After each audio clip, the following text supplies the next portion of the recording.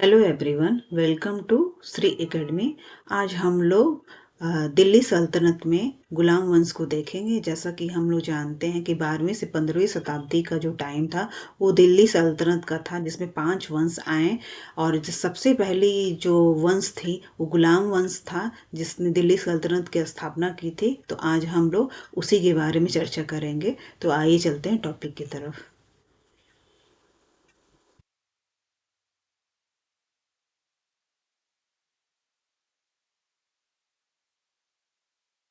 तो दिल्ली सल्तनत के बारे में हम लोग देख लेते हैं पहले इंट्रोडक्शन में। तो दिल्ली सल्तनत का जो कार्यकाल था वो 1206 से लेके 1526 ईस्वी तक था। 1526 में मुगल दिल्ली सल्तनत की पतन हो गई और बाद में मुगल वंश की स्थापना हुई। ठीक है। तो दिल्ली सल्तनत में 5 वंश आते हैं जिन्होंने दिल्ली के साम्राज्य पे शासन किया, जिसमें पहला था गुलाम वंश। गुलाम वंश ने 1206 से लेकर 1290 ईस्वी तक शासन किया। उसके बाद खिलजी वंश आया, जिसकी स्थापना 1290 में हुई और 1320 में इसका पतन हो गया। फिर उसके बाद तुगलक वंश आया, जो कि 1320 में स्थापित हुआ और 1414 तक इसका साम्राज्य रहा। उसके बाद सैयद वंश आया। सैयद वंश का कार्यकाल 1414 से लेकर 1451 तक था। फिर बाद में लोधी वंश आया, जो कि अंतिम शासक था, अंतिम वंश था जो कि दिल्ली सल्तनत पर राज्य किया। उसका कार्यकाल 1451 से लेकर 1526 तक था। बाद में मुगल वंश की यहाँ पे स्थापना हो गई और दिल्ली सल्तनत का खात्मा हो गया। ठीक है। तो शुरुआत के जो 4 वंश हैं, गुलाम वंश, खिलजी वंश, तुगलक वंश एंड सैयद वंश, ये तुर्की थे। और आखिरी जो ये लोधी वंश है ये अफगानी थे। तो कुतुबुद्दीन ऐबक के आज हम लोग दिल्ली सल्तनत में गुलाम वंश को देखेंगे। और जो गुलाम वंश में पहला जो शासक था वो कुतुबुद्दीन ऐबक था। ठीक है। तो इसी ने गुलाम वंश की स्थापना की थी। तो जैसा कि मैंने लिखा हुआ, कुतुबुद्दीन ऐबक गुलाम वंश पहला सुल्तान। ठीक है। और दिल्ली सल्तनत का अंत मुगल सल्तनत द्वारा हुआ 1526 में। अब हम लोग गुलाम वंश के जो शासक रहे हैं उनका एक लिस्ट देख लेते हैं। ठीक है। तो ये आप लोगों को पता रहना चाहिए। हम लोग इसमें 10 शासकों के नाम देखेंगे, बट हमें सबके बारे में नहीं पढ़ना है। जो खास खास जो मेन शासक रहे हैं, जैसे कुतुबुद्दीन ऐबक, इल्तुतमिश, बलबन और रजिया सुल्तान, ये मेन शासक रहे हैं जो कि फेमस हैं, जिन्होंने कार्य किया है गुलाम वंश में। तो उनके बारे में ही हम लोग देखेंगे, सबके बारे में नहीं देखेंगे। बस इनका नाम हमें पता होना चाहिए, तो इसलिए हम लोग इनका नाम देख लेते हैं। तो सबसे पहला जो सुल्तान थे गुलाम वंश के, वो थे कुतुबुद्दीन ऐबक। ठीक है। फिर उसके बाद दूसरे आए आराम शाह, उसके बाद इल्तुतमिश, फिर रुकुनुद्दीन फिरोज शाह, पांचवा रजिया सुल्तान, फिर मुइजुद्दीन बहराम शाह, फिर उसके बाद अलाउद्दीन मसूद शाह। उसके बाद आठवां जो शासक थे गुलाम शासक, नासिरुद्दीन महमूद। उसके बाद नौवां जो हैं गयासुद्दीन बलबन। और सबसे जो अंतिम शासक थे गुलाम वंश के, वो थे शमसुद्दीन क्यूमर्स। ठीक है। तो ये नाम हम लोगों को पता रहना चाहिए। बाकी हम लोग जो मेन शासक हैं गुलाम वंश के, उन्हीं के बारे में डिटेल में जानेंगे, जो कि एग्जाम पॉइंट ऑफ व्यू से भी इम्पोर्टेंट है, उनसे क्वेश्चन भी बनते हैं। तो दिल्ली सल्तनत का थोड़ा सा हम लोग मैप के थ्रू भी समझ लेते हैं। और जैसा कि मैंने यहाँ पे जो ये मैप है, इंडिया का मैप को दिखाया गया है। तो ये जो पहला सेक्शन है, इसमें क्या है, गुलाम वंश को दिखाया गया। गुलाम वंश के टाइम में इंडिया का ये पूरा जो हिस्सा है उसमें गुलाम वंश का शासन था। जैसा कि हम लोग देख सकते हैं कि जब कुतुबुद्दीन ऐबक जो कि संस्थापक रहे हैं गुलाम वंश के, उनके टाइम में राज्यकाल बस इतना ही था। और बाद में धीरे धीरे जब इल्तुतमिश आया तो साम्राज्य का विस्तार हुआ। और ये भारत का जो नक्शा है, मैप है, उसके ऊपरी हिस्से में पूरा इनका साम्राज्य का विस्तार हुआ। बाकी ये दो जो मैप है, इंडिया के मैप हैं, वो खिलजी और तुगलक वंश को दिखाता है। बाकी ये जो है later Tughlaq and Sayyid dynasty को दिखाया गया है। ठीक है। बाद में सिकंदर लोधी, जो कि महान शासक था लोधी वंश का, उसने उसने भारत के जो साम्राज्य था उसको काफ़ी बढ़ाया था। ठीक है, तो ये है मेन। अभी हम लोग फोकस करेंगे गुलाम वंश पे। ठीक है, तो गुलाम वंश के टाइम में हम लोग को पता रहना चाहिए कि इल्तुतमिश ने साम्राज्य का विस्तार किया था और संस्थापक जो गुलाम वंश के रहे हैं कुतुबुद्दीन ऐबक थे।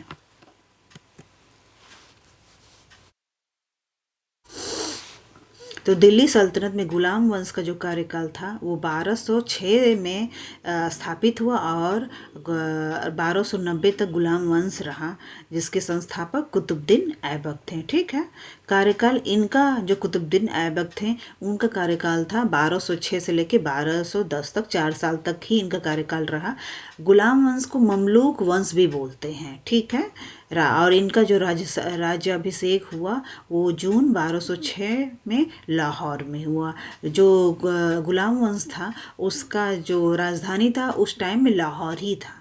ठीक है, जो कुतुबुद्दीन ऐबक द्वारा जो लड़े गए जो युद्ध थे, तराइन का युद्ध था, चंदवाड़ का युद्ध था। ये जो युद्ध थे वो मोहम्मद गोरी के साथ कुतुबुद्दीन ऐबक ने लड़ाई लड़ी थी और इनकी जो मृत्यु 1210 में ही हो गई थी। ये चौगान का जो खेल होता है, पोलो जो गेम होता है, वो खेलने के बहुत शौकीन था कुतुबुद्दीन ऐबक। तो एक दिन ऐसे खेलते खेलते वो घोड़े से गिर गया और घोड़ा उसके ऊपर चढ़ गया, जिसकी वजह से कुतुबुद्दीन ऐबक की मृत्यु हो गई। तो फाइनली इनका कार्यकाल 1206 से लेकर 1210 तक ही रहा। ठीक है,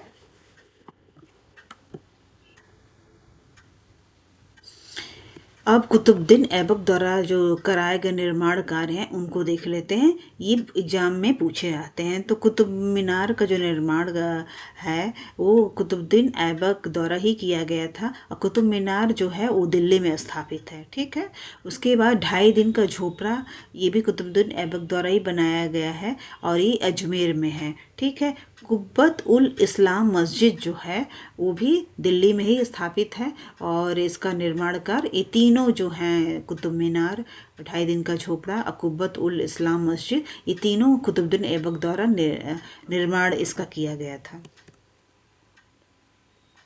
अब हम लोग इल्तुतमिश की बात करते हैं। तो जो इल्तुतमिश था वो भी गुलाम वंश का, उसको वास्तविक संस्थापक कहा जाता है।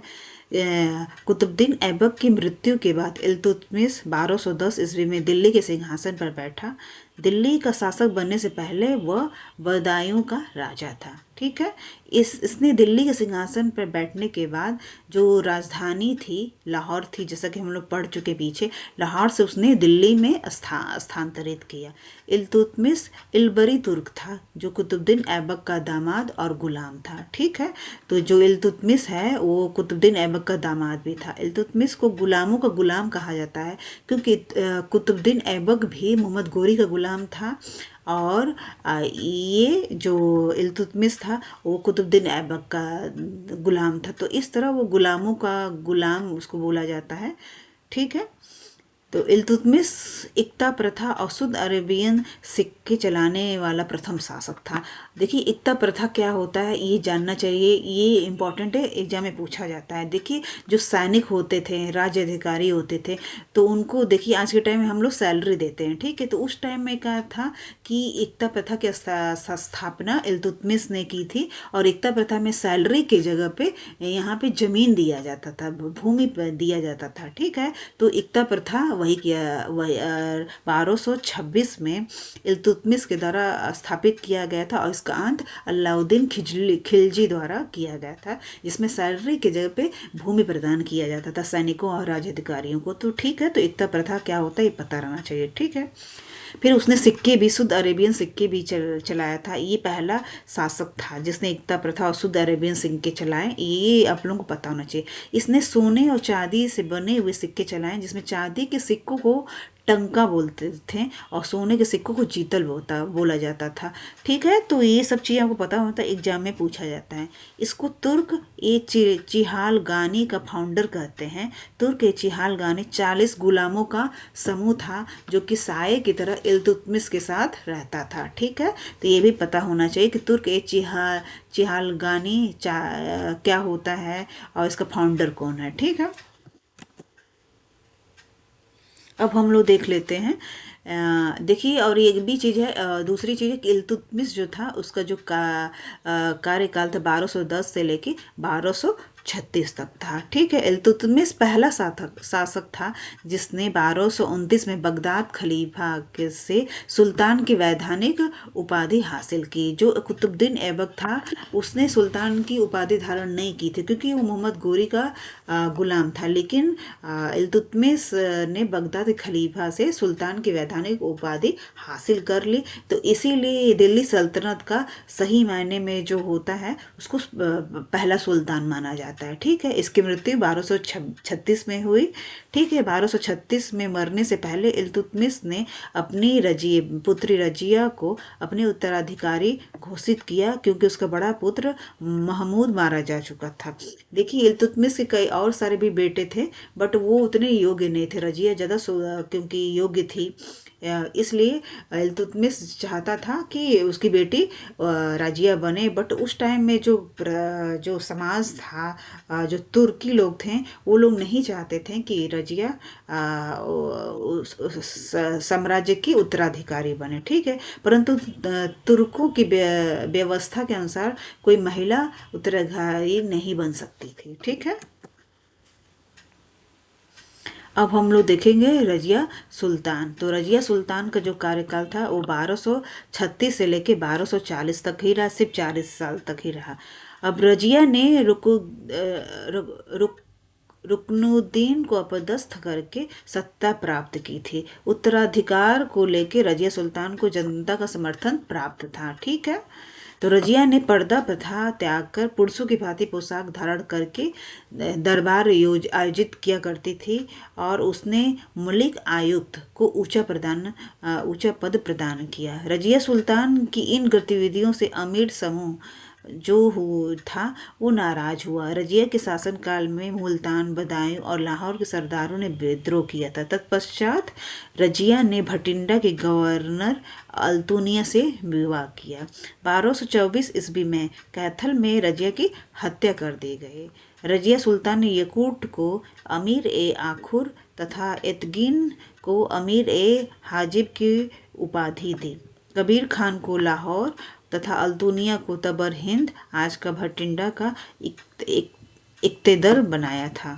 एक्चुअली जो तुर्क थे वो उनके अनुसार कोई भी महिला सुल्तान नहीं बन सकती, तो वो नहीं चाहते थे। बट इसके लिए काफ़ी रजिया को संघर्ष करना पड़ा था। बट लेकिन जनता का समर्थन रजिया के हक में था, इसीलिए वो सुल्तान तो बनी। बट जैसे वो सुल्तान बनी उसके खिलाफ बहुत सारे षड्यंत्र होने लगे। अंत में इसीलिए 4 ही साल वो बड़े मुश्किल से साम्राज्य पे शासन कर सकी। बाद में उसके बेस बहुत सारे षड्यंत्र हुए जिसमें इसकी हत्या कर दी गई। अब हम लोग देखेंगे बलबन। तो बलबन का जो कार्यकाल था वो 1265 से लेके 1290 तक रहा। तो गयासुद्दीन बलबन दिल्ली सल्तनत का 9वां सुल्तान था। वह 1266 में दिल्ली सल्तनत का सुल्तान बना। उसने अपने शासन काल में 40 जो हम लोग पीछे पढ़े कि इल्तुतमिश ने चालीसा की निर्माण की थी, जो कि साये की तरह से इनके साथ चलते 40 लोगों का एक समूह बनाया था। वो स्थापना इल्तुतमिश ने की थी, बाकी लेकिन बलबन ने इसको फाइनली ख़त्म कर दिया। उसने अपने शासन काल में चालीसा की शक्ति को छीड़ किया और सुल्तान के पद को पुनः गरिमामय बनाया। क्योंकि ये जो चालीसा थी वो सुल्तान के जो शक्ति थी, कार्यकाल था, बहुत सारी जो चीज़ें थी पावर में, वो कहीं ना कहीं बहुत हस्तक्षेप करने लगी थी। इसलिए इनकी शक्ति को उसने छीड़ किया और सुल्तान के पद को गरिमामय बनाया। बलबन गुलाम वंश का सर्वाधिक महत्वपूर्ण शासक था। ठीक है, बलबन इल्तुतमिश का दास था। इल्तुतमिश ने बलबन को खासदार नियुक्त किया था। इसके बाद बलबन को हांसी का इक़्तिदार भी नियुक्त किया गया। बलबन ने नसरुद्दीन महमूद को सुल्तान बनाने में महत्वपूर्ण योगदान दिया था। नसरुद्दीन को सुल्तान बनाकर बलबन ने अधिकतर अधिकार अपने नियंत्रण में ले लिए थे। ये सब चीज़ें जो हैं, बलबन इम्पोर्टेंट शासक हैं गुलाम वंश का, इसलिए हम लोग इसके बारे में पढ़ रहे हैं। ठीक है, बलबन का जो असली नाम था बहाउद्दीन था। यह इल्तुतमिश के बाद गुलाम वंश का दूसरा इल्ब्री तुर्क था। जैसा कि हम लोग पढ़ चुके हैं कि इल्तुतमिश जो था इल्ब्री तुर्क था, तो बलबन भी दूसरा इल्ब्री तुर्क था। शासक बनने के बाद इसने सबसे पहले सेना का पुनर्गठन किया। सेना को दीवाने एक आरिज कहा जाता था। ठीक है, तो ये चीज़ पता होना चाहिए कि किसने दीवाने ए आरिज की स्थापना की थी। ठीक है, तो ये पता होना चाहिए कि बलबन ने किया था। ये क्वेश्चन आता है। बलबन ने सिजदा और पेबोस प्रथा की शुरुआत की थी। इसने जिले ए इलाही तथा नियाबत खुदाई की उपाधि धारण की। ठीक है, ये भी पूछा जाता है कि जिले ए इलाही तथा नियाबत खुदाई की उपाधि किसने धारण की थी। बलबन ने इल्तुतमिश द्वारा बनाए गए चालीसा दल को समाप्त किया, क्योंकि वो लोग बहुत हस्तक्षेप कर रहे थे। और जब रजिया सुल्तान क्योंकि बहुत योग्य शासक थी हमारे गुलाम वंश में, लेकिन इन चालीसा दल ने बहुत हस्तक्षेप किया और फाइनली उन्होंने सपोर्ट नहीं किया। नसीरुद्दीन ने बलबन को उलुग खां की उपाधि दी थी। अब हम लोग गुलाम वंश, यहीं पे हम लोग को इतना ही जानना था। अब हम लोग गुलाम वंश पे जो इम्पोर्टेंट क्वेश्चंस हैं उनको देखेंगे। ठीक है, तो पहला क्वेश्चन है कि भारत पर शासन करने वाला पहला मुस्लिम राजवंश कौन सा था? खिलजी वंश, गुलाम वंश, लोधी वंश, तुगलक वंश।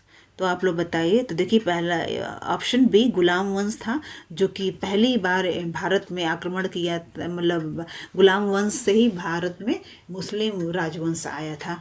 ठीक है, तो पहला ये ऑप्शन, बी ऑप्शन। अब हम लोग देखेंगे दूसरा क्वेश्चन, दिल्ली का पहला मुस्लिम शासक कौन था?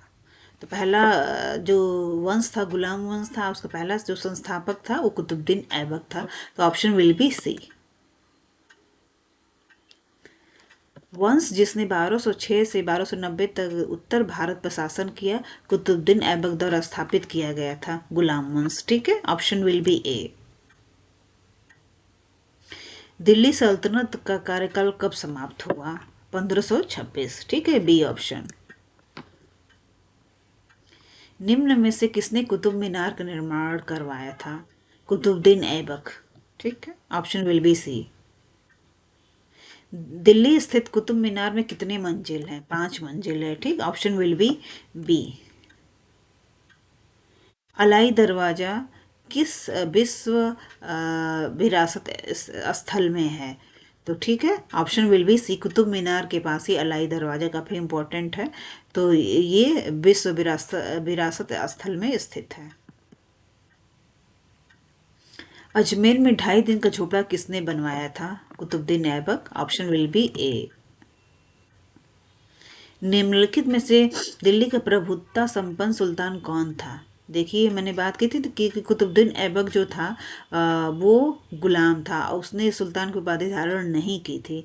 ठीक है, तो जो पहला शासक था जिसने दिल्ली के सुल्तान की उपाधि धारण की थी वो था इल्तुतमिश। ठीक है, तो ऑप्शन विल बी डी।